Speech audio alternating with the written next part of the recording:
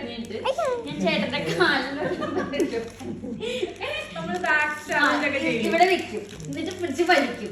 അപ്പൊ ഞാൻ പറയണ ചേട്ടനും പറഞ്ഞു. ഓക്കെ, ബാക്കിയുള്ളവരുടെ വേദനയൊക്കെ എല്ലാവർക്കും തമാശ.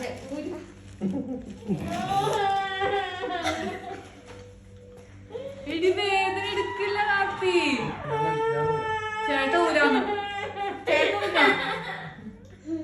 പൊന്നു കാർത്തി. വേദന എടുക്കില്ല കാർത്തി, നീ കരയണ എന്തിനാ കാർത്തി? വേദന എടുക്കില്ല.